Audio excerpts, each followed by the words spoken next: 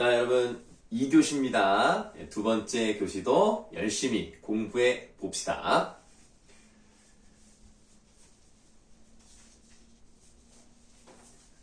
자, 우리가 아까 시조 몇 편 하고요. 그리고 어부사시사, 춘사까지 봤습니다. 이제는 이제 하사와 추사, 동사까지 보도록 할게요. 오늘 좀 시조를 많이 하니까 조금 지루한 면도 있을 수 있는데요. 우리가 한번 좀 차근차근 하다 보면 도움이 많이 될 테니까 그냥 좋은 영양분을 먹는다 라고 생각하고 잘 들어주시면 고맙겠어요. 자, 하사 부분 보도록 하겠습니다. 이제 여름 부분이죠. 자, 구준비 멎어가고 여름에 비가 많이 오니까 구준비 멎어가고 시냇물이 맑아온다. 뱉더라 뱉더라.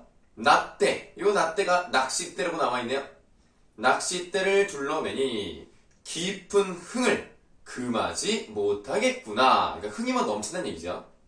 지국총 지국총 어사와 연강첩장이라는 말이 나왔는데 이런 것들은 몰라도 됩니다. 그냥 여기 나와있는 이 해석되어 있는 부분, 그 주석 같은 게 분명히 나오게 될 거예요. 그러니까 이런 것들은 외우실 필요는 없고요. 안개 자욱한 강과 겹겹이 둘러싼 보물이 이렇게 다 나와 있는데 아마 여러분들이 모의고사를 푼다고 하더라도 요 정도는 나올 수 있을 정도의 수준이니까 걱정 안 하셔도 돼요. 누가 그려낸 것인가 이렇게 되어 있네. 너무나 자연이 아름다우니까 그림을 그린 것 같다, 사진 같다 라고 표현하는 것처럼 이 사람도 지금 마치 그림을 그린 것 같다 이렇게 표현을 했네요. 이 부분은 별로 대단한 내용이 없기 때문에 바로 넘어가도록 하겠습니다. 자, 그 다음에 연잎이라고 되어 있어요. 연잎입니다. 그 연잎이 상당히 크죠. 그래서 이제 우리가 이렇게 밥을 싸가지고 이제 연잎 쪄서 이제 밥을 먹기도 하고, 여기서는 이제 도시락을 싸가는 그런 내용이 나와 있어요. 연잎에 밥을 싸두고 반찬은 장만 안 해도 돼. 그냥 그 연잎에 있는 밥만 먹어도 맛있는지 모르겠지만 대단한 걸 원하지도 않습니다. 그냥 있는 것 그대로 먹으면 되죠. 다 아시다시피 이런 것에 만족하는 자세가 나왔으니까 안분지족의 자세가 나왔다 이렇게 보면 되겠습니다. 어려운 거 없죠? 청양립은 써있노라. 청양립 내용하겠습니다. 녹사이 가져오냐? 녹사이도 똑같이 네모하시면 되겠는데요. 청양립의 뜻은 밑에 나와 있어요. 푸른 갈대로 만든 가시입니다. 이렇게 이제 가시니까 약간 삿갓 같은 거라고 생각하시면 되겠고요. 녹사의라는 것은 도롱이. 그래서 그림을 하나 그려드리면, 자, 이제 비가 옵니다. 이렇게 이제 삿갓 같은 걸 쓰고요. 여기 사람이 이렇게 있을 거 아니에요. 이렇게 사람이 있는데. 그럼 이제 우리가 여기서 도롱이를 입으면 여기 여러분들 사극 같은 거 보시면 이렇게 무슨 나무 같은 거를 이렇게 해가지고 여기 젖지 않게 만드는 거 있죠. 그게 바로 이제 도롱이다. 이렇게 생각하면 되겠는데, 우리가 그럼 네모친 것을 통해서 무엇을 할 수 있습니까? 비를 피하기 위한 장비를 갖추었다는 얘기는, 그렇죠, 여름이라고 하는 계절적인 배경을 볼 수가 있구나. 이런 거 찾아내는 게 어렵지 않네요. 무심한 백구는, 그렇죠, 무심한 백구니까 욕심이 없네요. 그럼 자연친화 쪽으로 간다 그랬죠. 무심한 백구는 내가 그 갈매기를 쫓아가는 것이냐 아니면 제가 나를 쫓아가는 것이냐 이렇게 되는데, 그러니까 이런 걸 보면은 지금 누가 누구를 쫓아가는 것인지 알 수가 없어요. 왔다 갔다 하는데, 그래서 지금 이런 부분을 보시면 어떻게 보시면 되냐면, 자, 요게 이제 배라고 봅시다.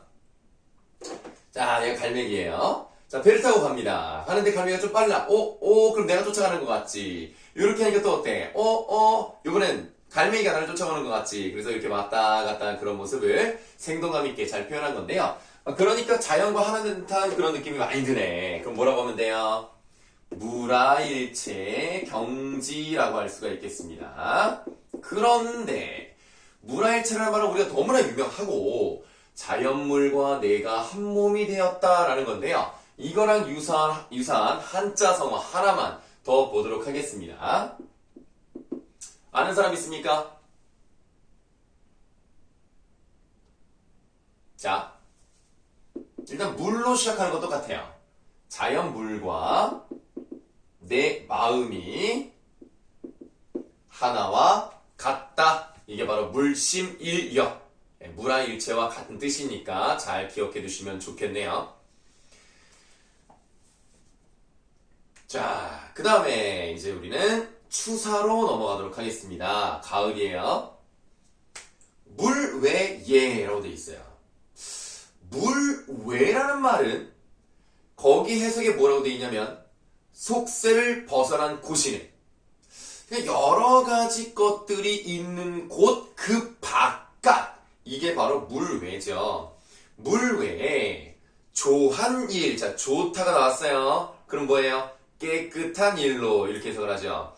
속세를 벗어난 곳에서 깨끗한 일이 바로 무엇이냐? 밑줄합니다. 어부생애 아니러냐? 그러니까 속세를 벗어나서 맑고 깨끗하게 살 수 있는 그런 삶이 바로 뭐예요? 어부생애다라고 하는 서리법. 칠판이 많이 움직이네. 자, 서리법이고 그 다음에 지금 여기서는 모든 것을 다 내려놓고 돈 많이 벌고 명예 추구하지 않는 그런 삶을 살고 있으니까 그걸 이제 뭐라고 하느냐? 명예, 명, 내게 이익이 되는 이, 명리를 초월한 생애를 의미하겠죠. 이게 바로 어부생애입니다. 어흥을 웃지 마라. 자, 어흥에다가 동그라미 하세요. 어흥. 자, 어흥은 뭐예요? 고기 잡는 늙은이네요. 그럼 여기서 어흥은 구체적으로 누구를 말할 것 같습니까? 그렇죠. 화자를 의미하겠다. 이렇게 생각하시면 되겠네요. 자, 그러면 이 화자를 비웃지 말아라. 왜? 옛날 산수화 같은 걸 보시면은 산과 물만 있는 게 아니에요. 거기 보시면 조그만 배에 어부가 타고 있는 경우들이 종종 나옵니다. 그래서 이렇게 그런 어옹을 비웃지 말아라. 옛날부터 많은 사람들이 그림을 그렸다는 것은 그들의 가치를 인정한 것이 아니냐라고 생각을 하시면 돼요. 그래서 그림마다 그려져 있더라. 사시흥이 한 가지나 봄, 여름, 가을, 겨울 이 네 가지 계절의 흥은 다 비슷비슷해요. 다 같지만 여기서 뭐라고 돼 있어요? 추간이 으뜸이라. 그래서 가을 강에서 느끼는 흥취가 가장 뛰어나다. 이 얘기를 하고 있어요. 다음 수국에 물나라 이렇게 해석을 하면 안 되고 물이 많은 지역인 보길도를 말합니다. 지금 여기 윤선도가 있죠? 수국에 가을이 들었습니다. 이거 막 대놓고 그냥 추사라고 보여주네요. 고기마다 살쪄 있다. 자, 봐요. 이게 중요합니다.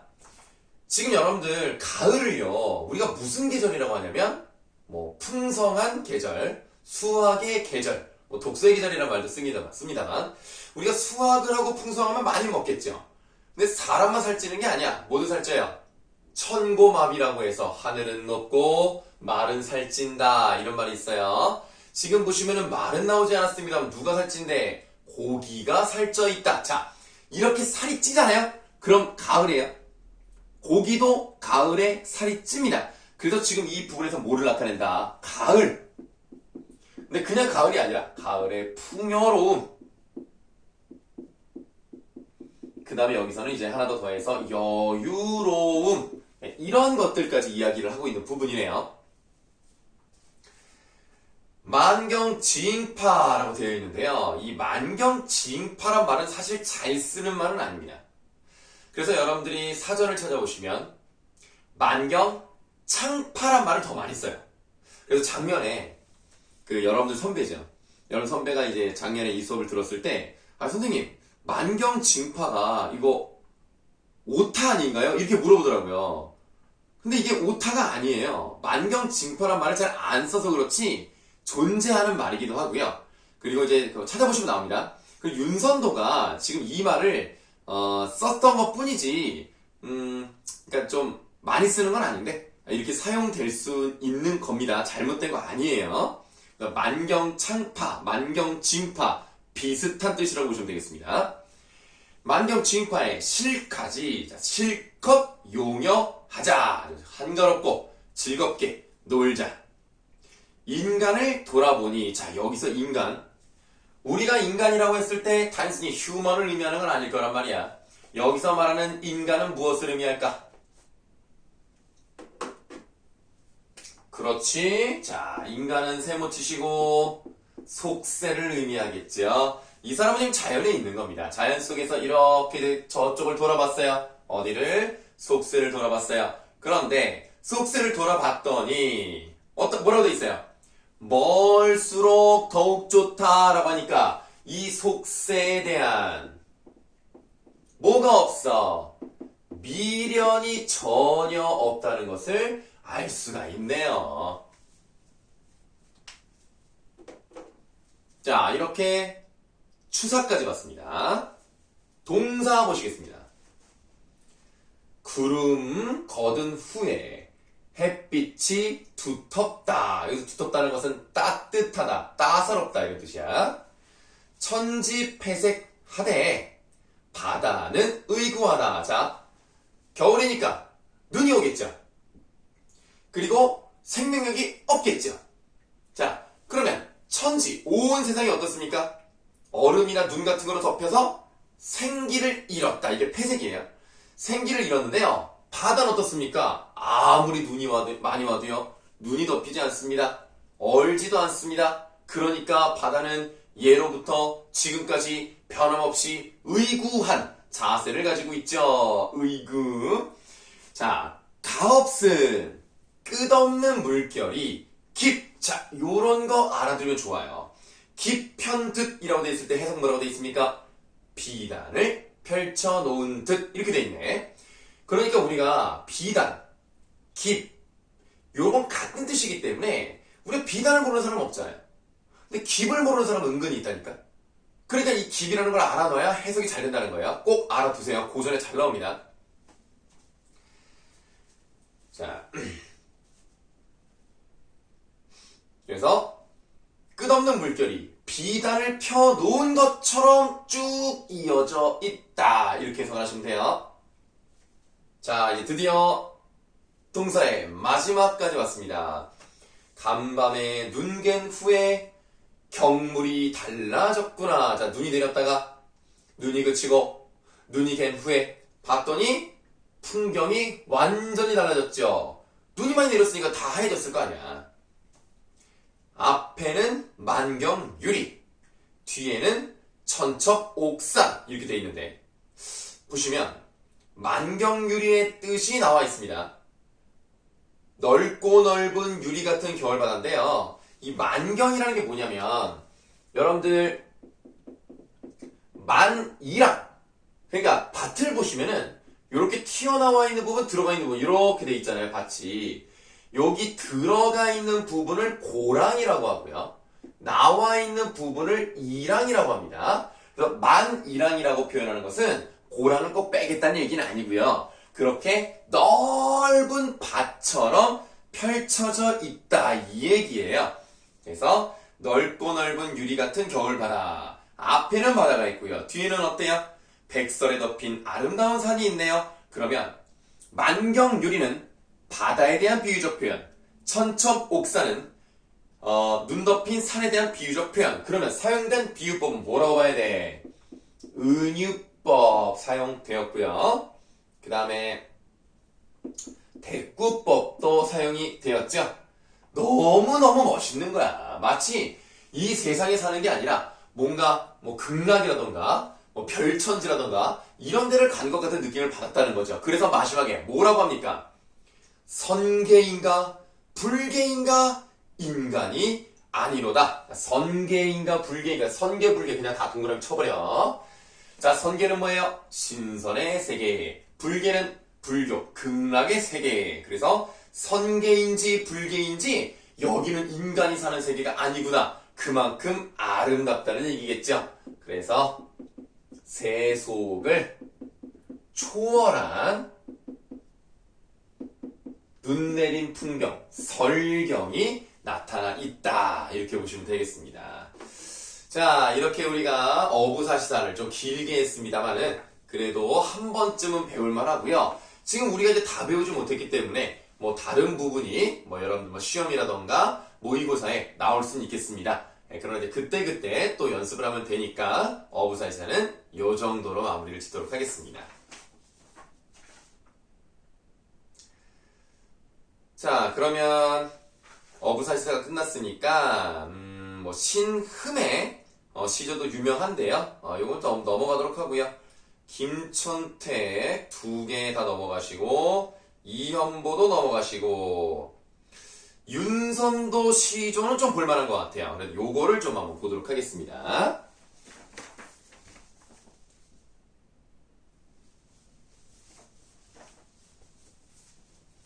뭐 지금 선생님이 지금 화면을 한번 확인해 봤는데 이게 아주 뭐 뚜렷한 느낌은 아니지만 그래도 어느 정도 뭐 알아보실 수는 있게 보이실 거예요. 지금 이게 뭐 조명도 좀 그렇고 이제 분필도 아니고 그러다 보니까 조금은 뭐 힘해 보일 수 있는데 그래도 선생님이 보니까 알아먹을 수는 있을 것 같아요. 뭐 잘 보이시죠? 그리고 설명을 들으면서 필기를 하시기 때문에 큰 문제는 없을 거라고 생각을 합니다. 자, 그러면 이번에는 그 이현보 시조 다음에 있는 윤선도 시조를 보도록 하겠습니다. 윤선도 진짜 많이 나오죠. 우선 우리가 이걸 이제 두 가지로 이제 보실 텐데 첫 번째는 그냥 있는 그대로만 보겠습니다. 칠판을 좀 줘야 되겠네요.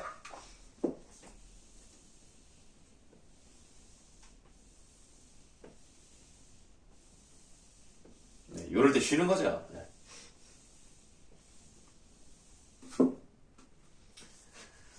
자.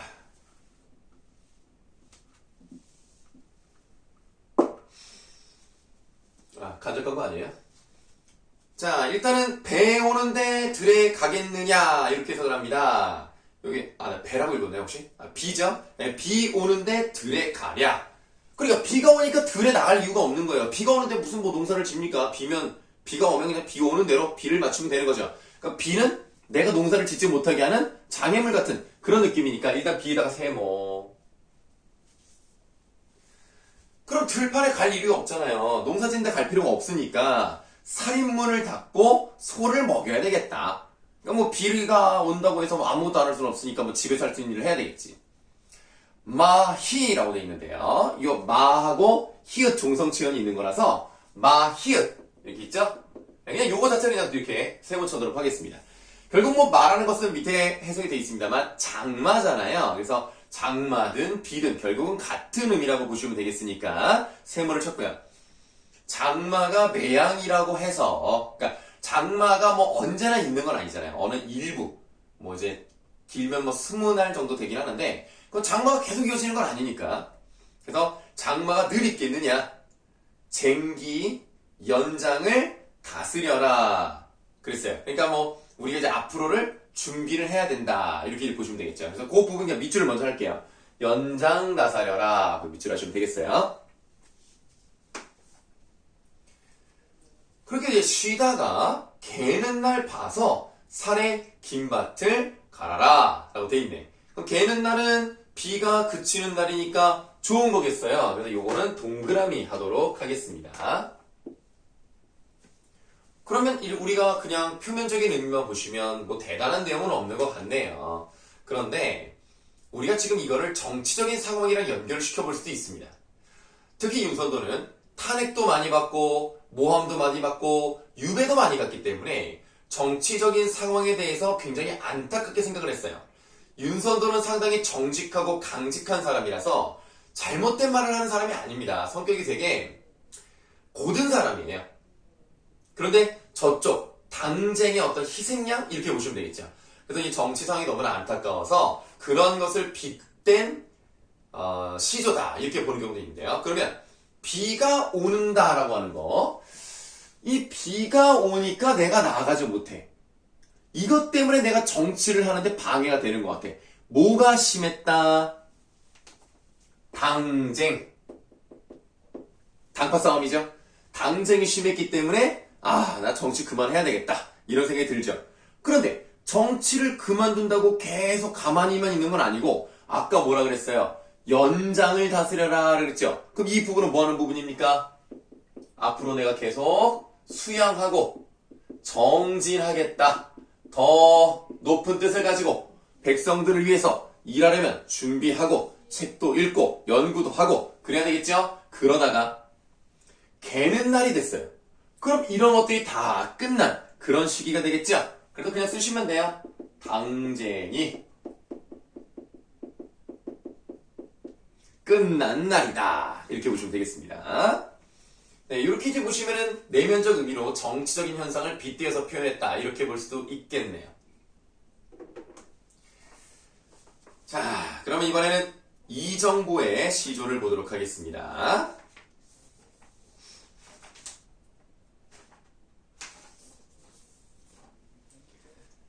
국화야. 국화 언제 핍니까? 가을에 핍니다. 추울 때 꽃을 피워요. 국화야, 너는 어째서 3월 춘풍 다 보내고 3월 춘풍 네모하셔야 되겠어요. 3월 춘풍이니까 따뜻한 봄바람이 불어오겠죠. 꽃은 보통 이럴 때 피니까 꽃은 따뜻할 때 핀다 이거란 말이에요. 근데 이 국화는 3월 춘풍을 다 보내고 나중에 추울 때 나옵니다. 그래서 이때는 누구나 편안하게 따뜻한 시절을 보낼 수 있기 때문에 평온한 시절을 의미한다라고 보시면 되겠고요. 낙목한천에 너 홀로 피어있느냐? 그러니까 낙목은 뭐예요? 떨어지는 나무? 이렇게 해석하면 안 되고 나뭇잎이 떨어진다 이렇게 해석을 할게요. 낙목한천 차다 한자에 하늘천이니까 날씨가 상당히 춥겠죠. 그러니까 뭡니까? 가을을 얘기하겠어요. 요게 평온한 시절이었다면 지금 낙목한천은 안 좋은 거겠네. 부정적인 현실일 수도 있겠어요. 그래서 낙목한천은 어떤 시련과 고난을 의미할 수 있는데 국화는 이때 피는 게 아니라 시련과 고난을 이겨내고 꽃을 피운다? 그러면 우리 느낌 따오지 않습니까? 이 국화는 뭘 의미하겠습니까? 지조와 절개를 의미할 수 있겠네요. 그러면 낙목한천에 너 홀로 피어있느냐? 아마도 오상고절은 너뿐인가 하노라. 오상고절 일단 동그라미 쳐야 되겠죠. 자, 오상고절의 뜻이 정확하게 나오진 않았지만 된설이라고 해서 서리가 많이 내리고 아주 징하게 내리면 된설이라고 합니다. 그게 오상입니다. 오상이 내렸을 때에도 고절 외롭지만 절개를 지키고 있는 게 바로 오상고절입니다. 그래서 이게 바로 이 시조의 핵심어에 해당이 되겠죠. 그러면 우리가 느낌이 오잖아요. 그러니까 지금 우리가 아까 윤선도의 시조도 정치적이라던가 다른 의미로 봤단 말이에요. 그럼 이것도 이정보라는 사람이 어떤 사람인가라고 생각을 해본다면 아 이게 무슨 의미인지 느낌이 더 올 수 있겠네. 이정보라는 사람도 윤선도랑 비슷해요. 강직합니다. 그래서 계속 유배를 가요. 그러니까 임금한테 할 말 다 하고 상소문 올리고 그러다 보니까 자꾸 쫓겨나는 거야. 파직 이래가지고 여러 번 당했어요. 그래서 지금 자신에 대한 이야기다 이렇게 생각하시는 것도 괜찮습니다. 네, 그런 것도 알고 계시면 더 도움이 되겠죠. 자, 이번에는 매화사입니다. 이 매화사까지만 보면은 일단 시전은 잠시 멈추겠습니다. 오늘 시전 너무 많이 했죠? 지금 시간을 보니까 오늘 1시간 10분, 20분? 요 정도 계속 시전만 했네요. 네, 여러분들 좀 힘드시겠지만 그래도 잘할 수 있으시죠? 네. 자, 그러면 매화사 한번 보도록 하겠는데요. 여러분들 한강변에 있는 김포 현대 아울렛이라고 알지 모르겠어요. 우리 학원에서 저쪽 고천 쪽으로 쭉 가다 보면은 이제 좀 더 가면은 있잖아요. 김현아라고 하는데 거기 보면은 유람선이 있습니다. 그 유람선을 타고 인천에 있는 정서진 쪽으로 아라뱃길을 타고 쭉 오다 보면은 검암역 근처가 있어요. 그 검업역 근처에 이 매화사가 새겨져 있는 뭐 비석이라고 말하면 그렇지만 이게 돌 같은 게 있어요. 돌. 이만해. 거기에 이 안민영의 매화사가 써 있습니다. 궁금하시면 가서 한번 보시면 되겠는데 안 궁금할 것 같아. 그래도 한 번쯤 볼만은 하니까 그 자전거 타고 가시면서 그 검암역 근처에 그 매화 동산이라는 데가 있어요. 거기서 한번 보세요. 이런 게 있습니다. 자, 안민영의 매화사라고 하는 원래는 8개로 이루어져 있는 시조입니다만 여기는 2개만 나와 있네요. 2개만 보겠습니다. 어리고 성긴가지라고 되어 있습니다. 어리고라는 것은 우리가 공부를 잘 해놨기 때문에 어리석고 이렇게 해석을 하시면 되겠지만 그냥 문맥상 이해를 좀 잘 되게 좀 다르게 설명을 해드리면 연약하고 이렇게 해석을 하는 게 조금 더 와닿을 거예요. 이 매화가요 연약했어요. 그리고 성글었어요. 그러니까 가지가 빽빽하면 꽃이 많이 피는데 매화가 원래 막 빽빽하게 막 벚꽃처럼 피지 않아요. 그래서 가지수도 벚꽃보다는 좀 적고 벚나보다 적고 그리고 꽃도 막 풍성하게 피는 건 아니고 여기서 좀 이렇게 약간 띄엄띄엄 이렇게 핀단 말이야. 그러니까 지금 시적 과자가 믿지 못한 거예요. 어리고 성긴 가지 너를 믿지 아니했는데 눈 기약 능히 지켜. 그러니까 눈 내릴 때 꽃을 피우겠다는 약속을 지켰다는 건데요. 사실 이 매화가 양력으로 3월 말 정도에 피기 때문에 눈이 내리지는 않아요. 물론 아주 특이하게 3월 20일에 눈이 내린 적도 있기는 있습니다만 굉장히 특이한 경우였고 일반적으로 3월 말이면 눈이 거의 안 오죠. 그래서 우리가 이거를 너무 이렇게 따지지 마시고 이렇게 생각을 하세요. 꽃봉오리는 눈이 내릴 때부터 이미 나와요. 그래서 그렇게 추운 날씨에도 불구하고 약속을 지켜서 꽃을 피웠다. 이렇게 생각을 합시다. 그래서 그 약속을 지켜서 두세 송이가 피었습니다.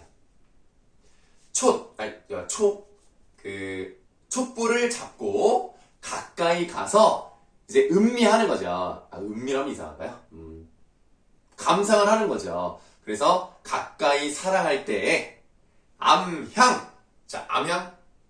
그윽한 향기입니다. 암내가 아니고요. 자, 그윽한 향기조차 부동 떠오르더라. 이렇게 해석을 합니다. 그래서 이 매화는 다 아시겠지만 추울 때 피니까 시련을 겪고 이겨냈으니까 우리는 지저와 절개라고 생각을 하자. 다 아실 것 같으니까 따로 쓰진 않겠습니다. 자, 이번에 다음 수 보도록 할게요. 빈자업질이요. 뜻은 밑에 나와 있습니다. 얼음같이 깨끗하고 맑은 살결과 옷같이 아름다운 뼈대 이렇게 써있네요. 이게 바로 매화에 대한 얘기예요. 눈 속에 너로구나. 가만히 향기를 놓아서 황혼월을 기약하니 그러니까 이제 황혼에 뜨는 달을 기다리고 있다. 이렇게 해석을 하시면 되겠는데 왜 기다리는가? 아무래도 더 멋진 분위기를 만들어낼 수 있기 때문이겠죠. 그래서 이 황혼월에다가 네모를 하시도록 하고요. 얘는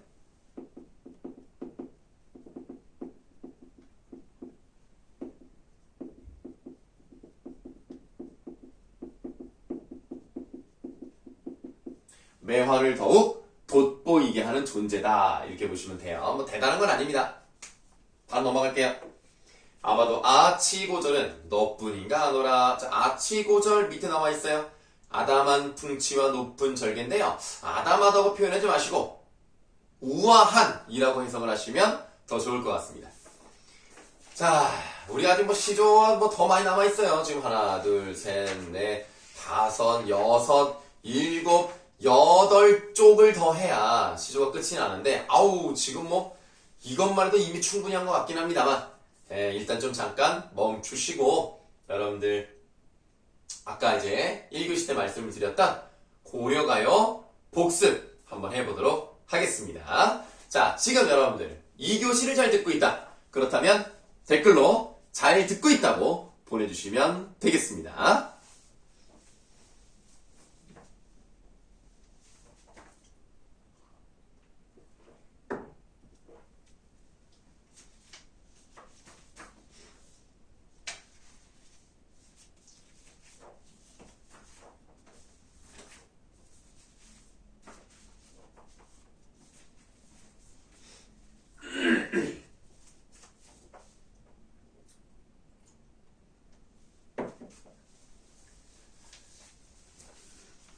물 좀 마시고 왔어요.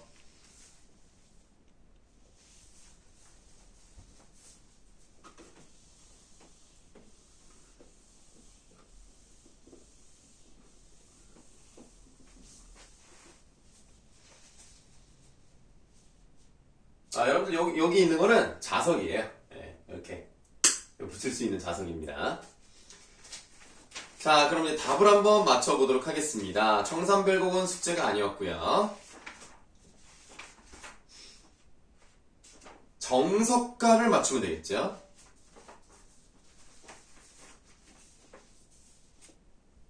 1번. 이 노래에 대한 설명으로 잘못된 것을 골라보세요 라고 했네요.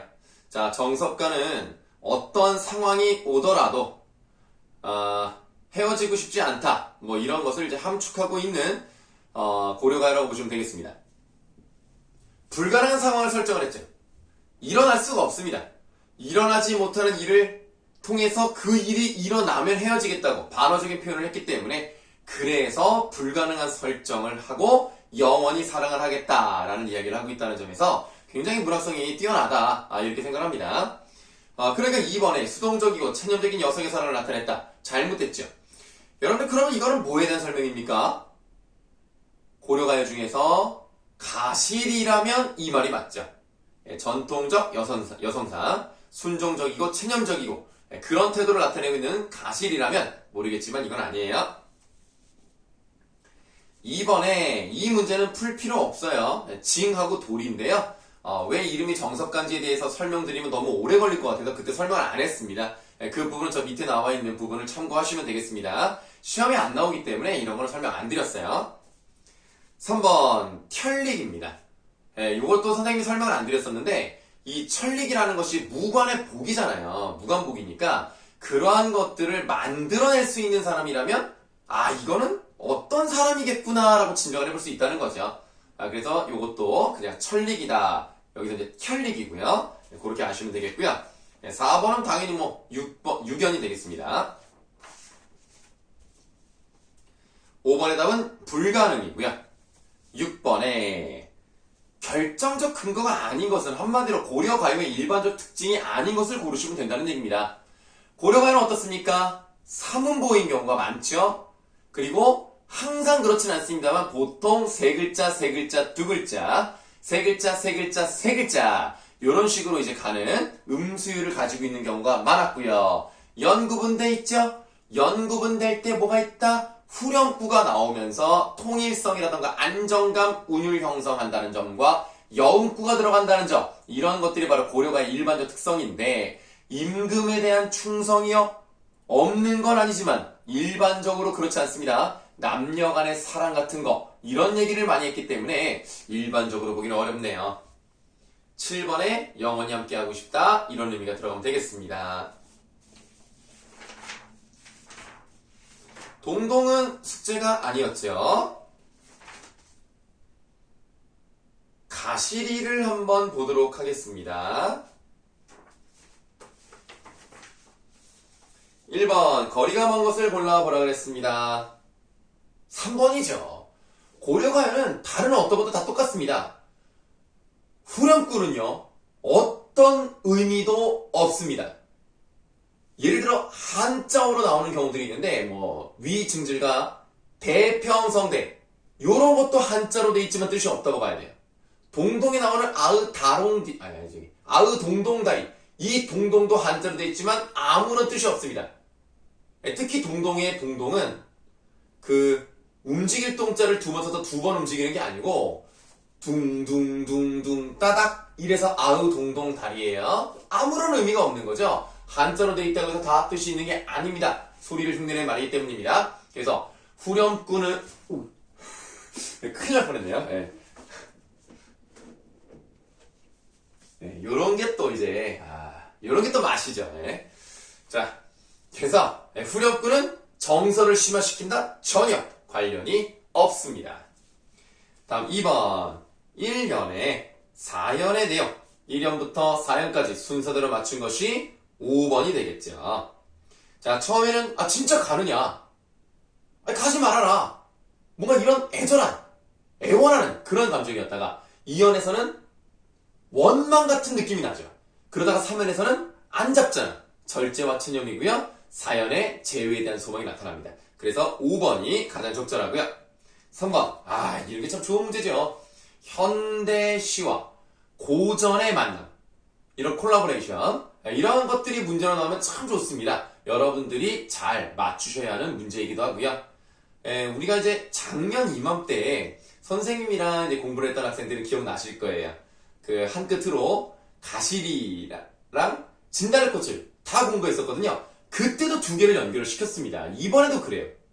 그래서 일단 바르지 않은 것은 4번인데요. 뭐 이건 어렵지 않으니까 그냥 보시면 되겠는데, 지금 여기는 나와 있지 않습니다만 둘 다 사문보예요. 나보기가 역겨워 가실 때에는 사문보죠. 가시리도 어때요? 가시리 있고 사문보죠. 그러니까 이렇게 사문보로 된다는 점은 또 두시 형식적 공통점이다, 이렇게 보시면 되겠네요. 4번, 서경별곡은 상당히 적극적, 진취적이야. 얘네들이 아니라 이 서경별곡에서는 못 믿어, 질투해, 딴 여자만 들어가는 거 아니야, 이런단 말이야. 그런데 가시리는 그냥 보내주죠. 가시리는 앞으로가 중요한 거야. 혹시라도 안 돌아오면 어떡해? 그러면 나만 손해 아니야. 그러니까 내가 너무 징징대면 안 되겠다 하고 보내준다는 거죠. 근데 서경별곡은 어때요? 이거 분명히 이거 나 쫓아갈 거야, 이거. 나 얘 못 믿겠어. 너 지금 건너가면 바람 필 거잖아. 이런 얘기를 하고 있어요. 태도가 완전히 달라버리죠. 그래서 2번이 답이 되겠습니다. 5번은 위증제가 대표성되고요. 이런 부분이 바로 이제 궁중으로 들어오면서 바뀐 거예요. 그러니까 대평성대가 의미가 없다는 얘기는 뭐냐면 내용이랑 관계가 없거든요. 그런데 이게 궁중에서 음악으로 연주가 됐다면, 노래로 불렸다면 임금님 앞에서 하는 경우도 많았을 테니까 임금님 듣기 좋으라고 이런 내용을 넣었을 수는 있겠지요. 그러나 내용상 의미는 없어요. 6번, 7번은 이제 밑에 나와 있으니까 이제 보시면 되겠는데, 6번에서 우리 그 확인 문제 답을 보시면 읽어볼게요. 남녀간의 사랑의 정서는 그 대상을 임금과 신하로 치환하면 충신 연주지사로 의미 해석이 용이하다는 겁니다. 충성스러운 신하가 주인을 그리워하고 사모하는 노래, 충신 연주지사. 여기서 말하는 주인은 임금이라 그랬죠. 그러면 남자는 임금으로, 신하는 여성으로 한다면 보편적인 이야기이면서도 특수한 관계인 임금과 신하의 관계가 딱 드러난다는 거죠. 그러니까 신하는 무조건 임금만 바라봐야 되니까 그래서 이런 충신 연주지사로 해석하기가 좋았다는 거죠. 그러니까 이제 왕의 그 중심의 계급사회에서 궁중 정서에 부합했을 것이다 라는 것을 알 수가 있다는 겁니다. 7번은 그냥 읽어보세요. 설명을 드렸었던 부분이니까 알아두시면 되겠습니다. 자, 다음 서경별곡으로 가시겠습니다.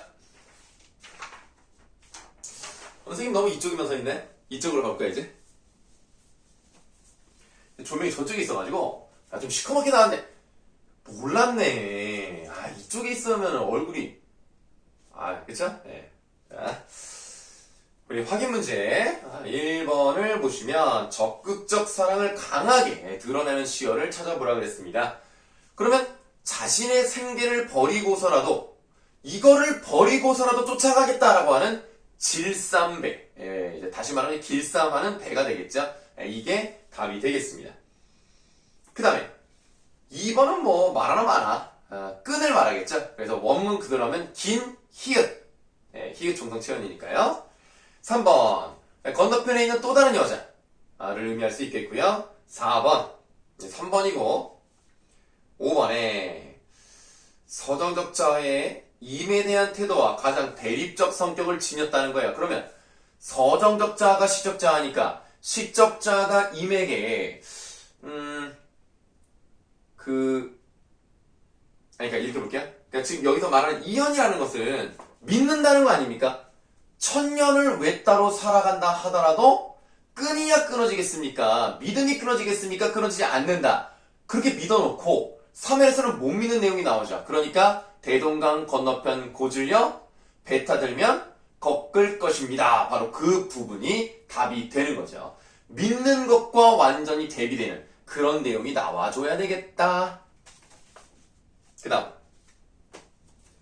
6번 이게 지금 그런 거죠.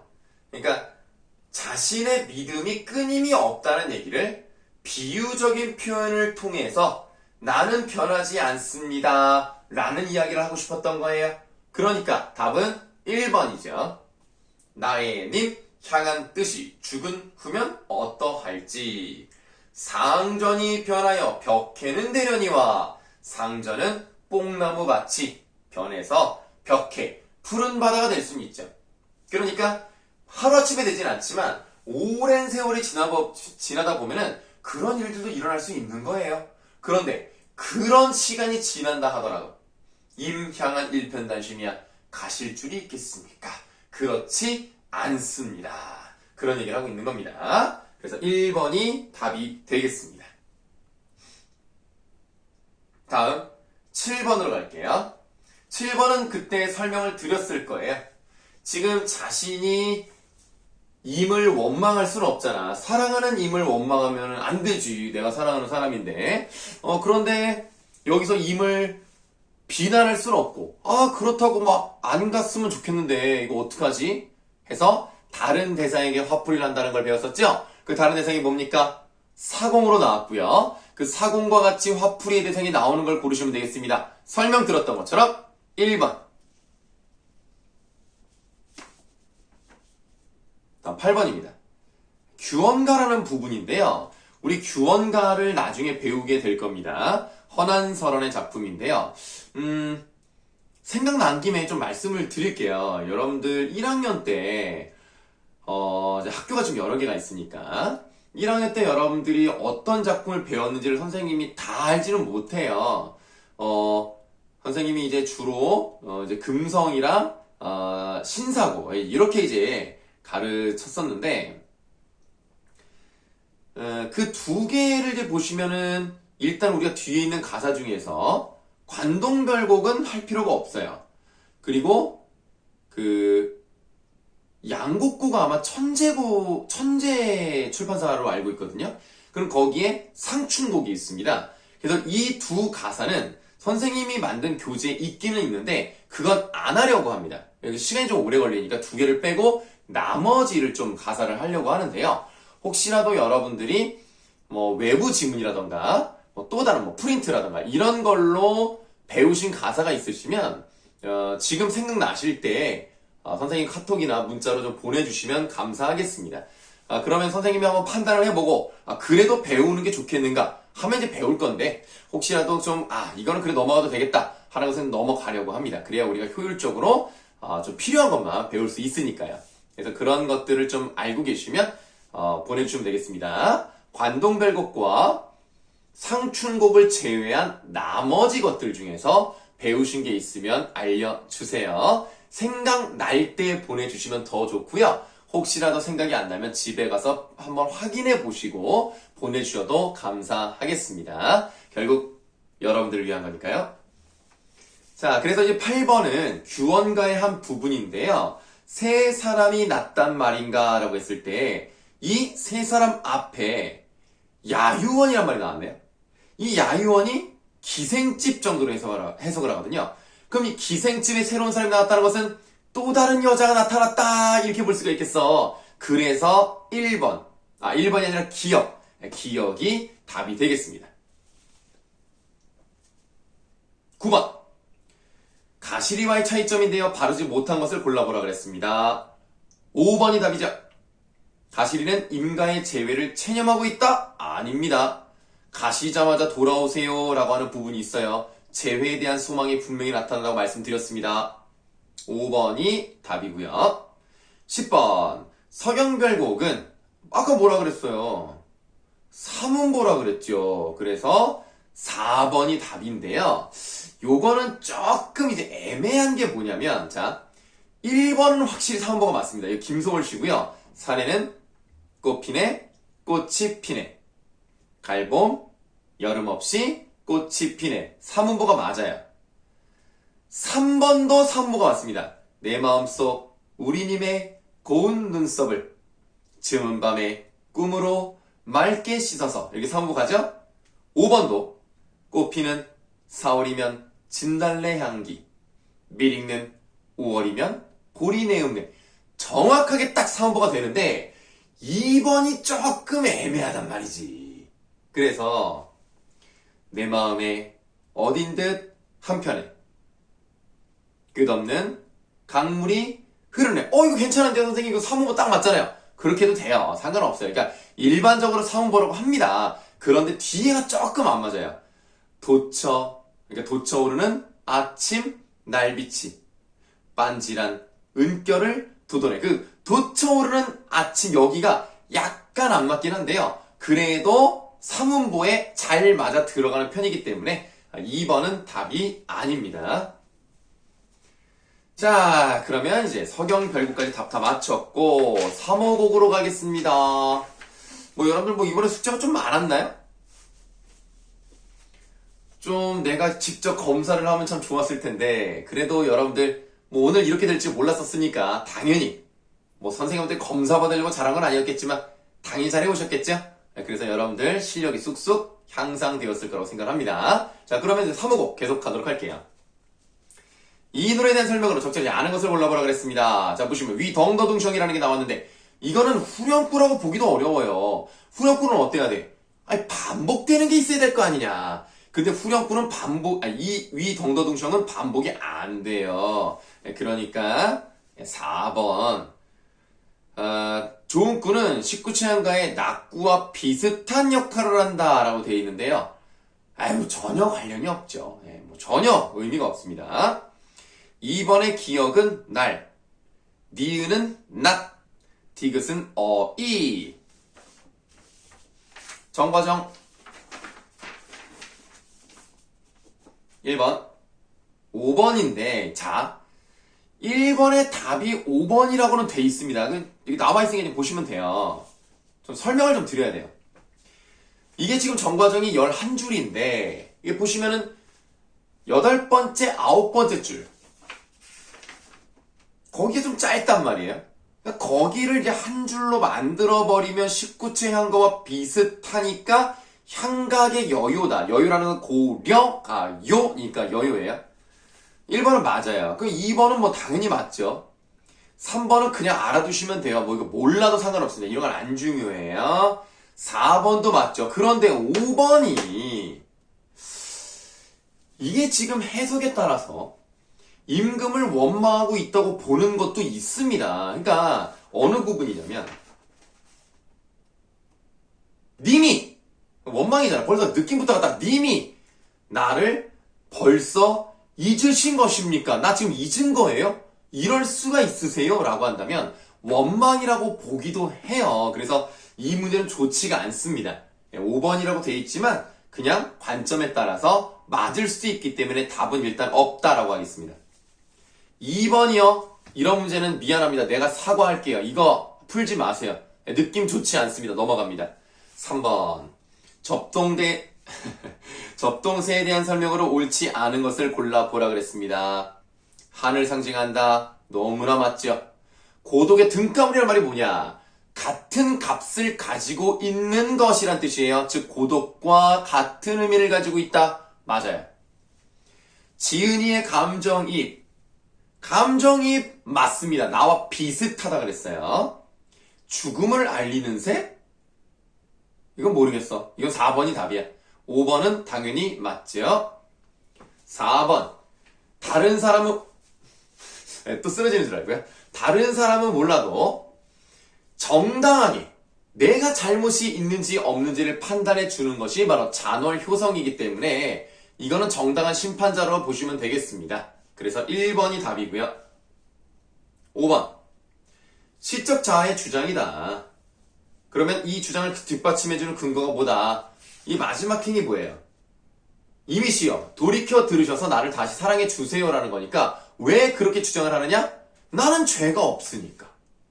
죄가 없으니까 그렇게 얘기할 수 있죠. 4번 6번에 3번 7번에 기억에 드러난 것과 같아야 돼요. 그러면 그리움의 감정이 나타나야 돼요. 그리움의 감정이 나타난 게 일단 7번에 5번이 나타나 있죠. 강천에 혼자 서서 지는 해를 굽어보니 님 다희라고 되어 있는데 다희라는 것은 그쪽 방향을 말합니다. 다시 말하면 이미 계신 방향, 그 소식이 더욱 아득하구나 소식을 듣고 싶어 한다는 점에서 그리움의 감정이 나타났다면 5번이 답이 되겠다 이렇게 말씀을 드릴 수 있는데요. 일단은 1번, 2번, 3번은 확실히 아닙니다. 근데 4번은 좀 이것도 그리움과 연결된다면 나름 100%까지는 아니어도요. 80% 정도는 될 것 같아요. 자, 이게 어떤 거냐면 선생님이랑 공부하진 않았습니다만 청성역 지나고 있느냐, 초화구는 어디냐, 이게 이제 중국으로 넘어가고 있는 그 시점입니다. 지금 이게 병자호란 때 끌려가고 있는 그 왕자가 만든 시조거든요. 그래서 호풍, 중국에서 부는 그런 바람이 차기도 찼구나.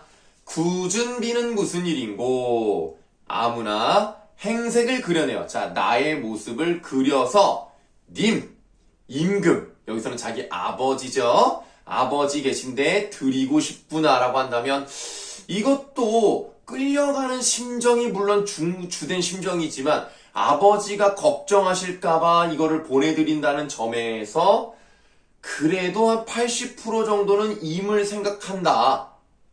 그럼 4번도 뭐 조금은 이해가 되겠죠? 그러나 확실한 건 5번이니까 5번으로 가시겠습니다. 8번에 무조건 지 말이 옳다는 거잖아. 난 잘못 없대. 그건 이 사람 얘기고 반대쪽은 그러지 않을 수 있잖아요. 그러니까 자기만 옳다고 얘기하는 것 같다. 이게 답이 되겠습니다. 8번의 답은 4번입니다. 자, 이제 만전춘별사만 하면 고려가요 숙제 부분도 끝이 납니다. 지금 선생님의 시계를 보니까 시간이 조금 넘어가고 있는 것 같은데요. 어차피 여러분들 3시간짜리 수업이니까 1교시, 2교시가 좀 길었더라도 3교시가 짧으면 좋으니까 그때 시간에 맞춰서 하도록 하죠. 자, 1번 서정적자의 외로움을 더욱 심화시켜주고 있는 거 뭐예요? 2연에 나와 있는 복사꽃이 되겠네요. 쟤는 나를 비웃고 있잖아. 자기는 봄바람 웃고 있잖아. 그러니까 자신을 더 불쌍하게 만드는 소재가 되겠어. 그래서 복사꽃이 되겠습니다. 도화죠. 2번 정든 오늘 밤 더디세오시라 더디세오시라 라고 했으니까 사랑하는 사람과 오래오래 함께하고 싶네요.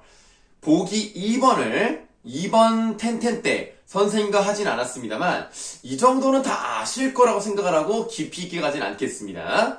그래서 이 황진이의 시조고요. 사랑하는 사람이 오면 자기가 잘라놓은 시간을 늘려서 깊은 밤을 오래오래 보내겠다. 이러니까 이제 임과 함께 하고 싶다는 얘기겠죠? 그래서 바로 넘어가겠습니다. 3번 이 노래가 시조의 형식과 대응된다고 할 수 있다면 어느 부분을 보시면 되겠어요? 특히 2연 사음보로 끊기죠? 거기를 보시면 되겠습니다. 4번입니다. 시적자의 상황을 잘 나타낼 수 있는데요. 2연에서는 잠을 잘 이루지 못하고 있으니까 전전 반칙이 들어가면 되겠는데요.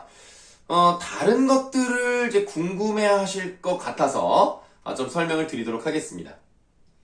지금 사시춘풍은 나와 있으니까 그냥 보시면 돼요. 어떤 사람들에게도 잘 대해주고 좀 좋게 일처리를 잘하는 그런 사람을 의미하는 것이 사시춘풍입니다. 이건 넘어가시고 와신상담은 그 섭이라고 해가지고 이제 뭐 땔감 같은 것들이 있죠. 뭐 나무라던가 지푸라기라던가 이런 거 위에서 이제 누워요. 고통스럽겠죠. 따끔따끔하겠죠. 그 다음에 간이 아니라 쓸개를 그 위에다 달아놓고 그걸 한 번씩 핥으면서 일어나요. 그게 무슨 말이냐면 자기 나라를 이제 망하게 한 그 사람에게 복수를 하기 위해서 그날을 잊지 않기 위해서 내가 어떻게든 내가 복수를 하겠다.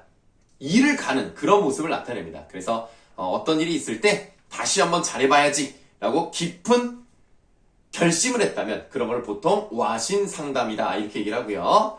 풍수지탄은 그러니까 나무는 가만히 있으려고 하는데 바람이 불어서 가만히 있질 못하게 하는 거예요. 그래서 부모님께 효도를 드리고 싶지만 부모님이 계시지 않아서 할 수가 없다라는 것으로 연결이 됩니다. 이게 원래 고사가 있는데 시간을 좀 아끼기 위해서 부모님께 효도를 하지 못하는 것을 안타까워하는 것을 이제 풍수지탄이라고 합니다. 남가일몽은 어떤 사람이 그 나무 밑에서 잠을 잤어요. 근데 그게 잠을 잤는데 무슨 그 나무 밑에 구멍 같은 게 있어가지고 들어가 봤더니 무슨 나라가 있는 거야. 그래서 그 나라가 있어가지고 그 사람이 어서 오세요. 우리랑 같이 삽시다. 해서 그 사람들이랑 막 살고 그러다 보니까 뭐 관직에 나아가고 장수가 돼가지고 정벌을 하고 그쪽에서 공격해서 자기 아내가 죽고 막 이런 꿈을 꿔요. 그리고 눈을 딱 떴더니 아이고 이건 다 꿈이었다는 거야. 그리고 나무 옆에를 봤더니 진짜 구멍이 있는데 개미굴이었던 거죠. 그래서 내가 꿈을 꿔서 개미굴이 꿈에 나왔구나. 그럼 거기 있던 사람들은 다 뭐야? 개미였던 거네. 하고 참 허무하구나 라고 생각을 해서 헛된 꿈 또는 인생의 허무함을 나타내는 것이 남가일몽입니다. 남가는 남쪽으로 뻗은 가지란 뜻이고요. 그 가지 밑에서 잠이 들었기 때문에 남가일몽이란 말이 붙었습니다. 한자 성어는 많이 알면 좋기 때문에 조금 자세하게 설명을 드렸습니다. 자, 이러면 이제 답을 다 맞췄죠. 그럼 이제 우리가 고려발까지 끝났기 때문에 이제 경기체가를 이제 들어갈 시간이 되었습니다. 근데 이번에 영상을 오래 찍었네요. 영상을 57분을 찍었습니다. 그래서 2교시가 좀 길었지만 여러분들 쉬는 시간 갖고요. 그리고 3교시는 좀 짧게 하도록 하겠습니다. 자, 3교시에 봐요.